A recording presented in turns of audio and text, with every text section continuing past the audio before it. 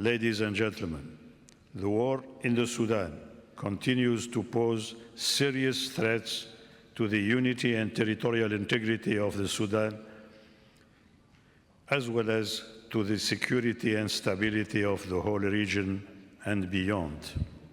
Since the outbreak of the war, nearly 8 months ago, the Sudanese people have been subjected to unspeakable suffering. The war is having a terrible impact on the situation of the human rights in the country, particularly on women and children.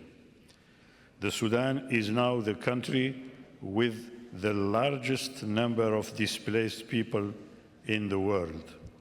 Considering the grave situation in the Sudan, there is an obvious, urgent need to redouble our collective efforts to prevent the country from descending into further chaos. Your Excellencies, good afternoon. I bring greetings from President Biden and Secretary Blinken.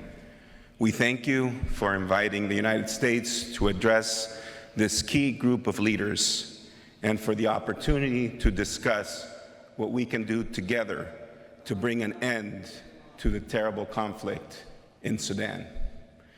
Thank you to our host, President Gele, as chair of IGAD, also to Dr. Workney and his team for pulling this summit together. I also want a special thanks to the Djiboutian people for their very warm welcome. All protocols observed. The United States commends IGAD on this initiative and for enabling us to partner together with the African Union and others in the international community to harmonize our efforts on Sudan.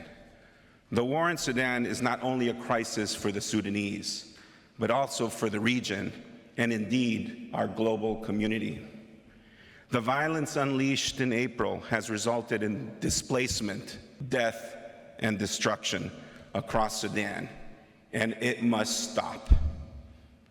This extraordinary summit comes at an inflection point in the war when the trends on the ground are deeply worrying, threatening the territorial integrity of the country.